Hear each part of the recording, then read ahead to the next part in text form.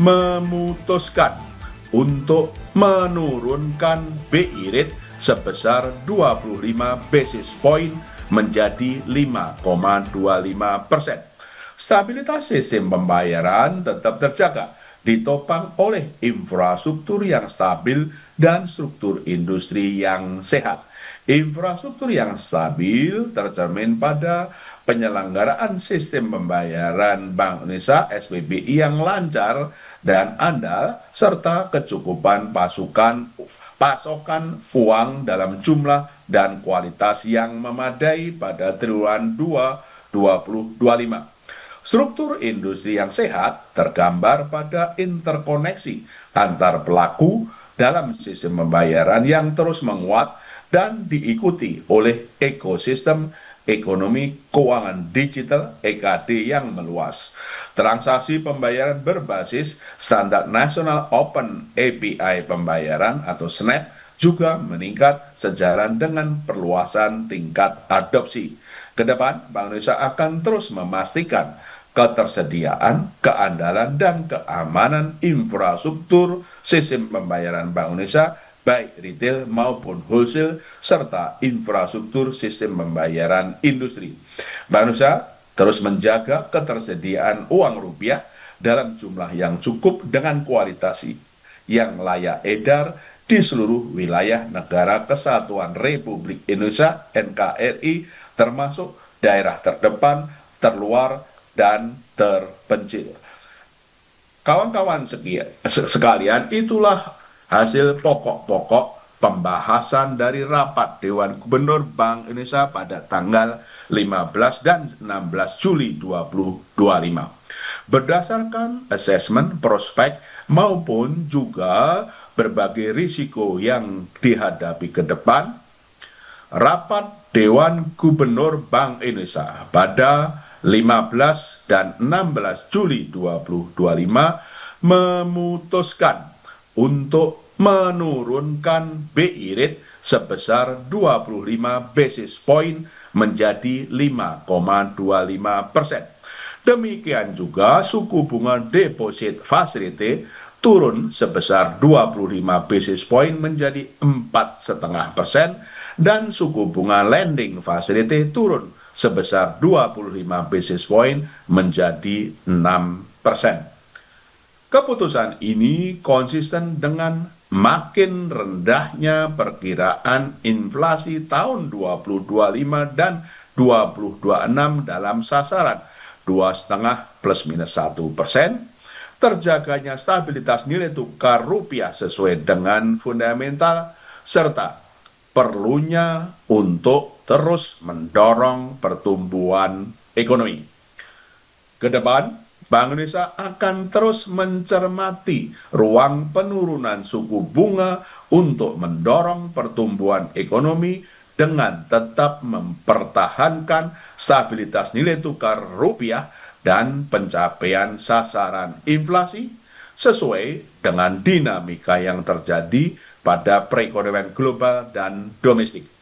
Sementara itu, kebijakan makrobudensial akomodatif terus dioptimalkan dengan berbagai strategi untuk meningkatkan kredit pembiayaan, menurunkan suku bunga, dan fleksibilitas pengelolaan likuiditas perbankan guna mendorong pertumbuhan ekonomi yang berkelanjutan. Kebijakan sistem pembayaran juga diarahkan untuk turut menopang pertumbuhan ekonomi melalui perluasan akseptasi pembayaran digital, serta penguatan infrastruktur dan konsolidasi struktur industri sistem pembayaran. Arah bauran kebijakan moneter, makrobudensial, dan sistem pembayaran untuk mempertahankan stabilitas dan mendorong pertumbuhan ekonomi yang berkelanjutan tersebut didukung dengan langkah-langkah kebijakan sebagai berikut. Pertama, penguatan strategi stabilisasi nilai tukar rupiah yang sesuai dengan fundamental melalui intervensi baik melalui transaksi spot, domestic non-delivery forward (DNDF) di pasar domestik maupun transaksi non-delivery forward NDF di pasar luar negeri. Strategi ini disertai dengan pembelian surat berharga negara SBN di pasar sekunder untuk menjaga stabilitas pasar keuangan. Kedua, penguatan strategi operasi moneter pro market guna makin memperkuat efektivitas transmisi penurunan suku bunga, menjaga kecukupan likuiditas, mempercepat pendalaman pasar uang dan pasar valuta asing, serta mendorong aliran masuk modal asing. Dengan memperkuat efektivitas transmisi penurunan suku bunga melalui penyesuaian struktur suku bunga, instrumen moneter, dan swap falas dengan tetap menjaga daya tarik aliran masuk portofolio asing ke aset keuangan domestik. Menjaga kecukupan likuiditas di pasar uang dan perbankan melalui lelang sekuritas rupiah Bank Indonesia SRBI dan pembelian surat berharga negara SBN di pasar sekunder, dan memperkuat peran dealer utama dalam meningkatkan transaksi SRBI di pasar sekunder dan transaksi repurchase agreement repo antar pelaku pasar. Ketiga, penguatan publikasi asesmen transparansi suku bunga dasar kredit SBDK dengan pendalaman pada suku bunga kredit berdasarkan sektor prioritas yang menjadi cakupan kebijakan insentif likuiditas makro Brusel KLM yang terdapat dalam lampiran. Keempat, perluasan akseptasi digital melalui peluncuran kerjasama KRIS antar negara dengan Jepang dan inisiasi sandbox KRIS antar negara dengan Tiongkok pada tanggal 17 Agustus 2025, serta penguatan edukasi dan sosialisasi KRIS tanpa pinde KRIS-TEP kepada pengguna dan merchant.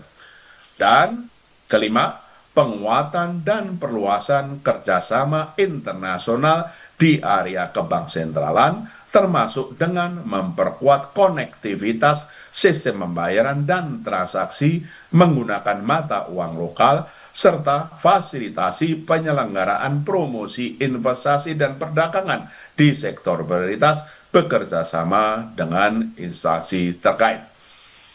Bank Indonesia juga terus memperkuat sinergi kebijakan dengan pemerintah untuk menjaga stabilitas dan mendorong pertumbuhan ekonomi sejalan dengan program Astacita pemerintah. Selain itu, Bank Indonesia terus mempererat sinergi kebijakan dengan Komite Stabilitas Sistem Keuangan KSSK untuk menjaga stabilitas sistem keuangan.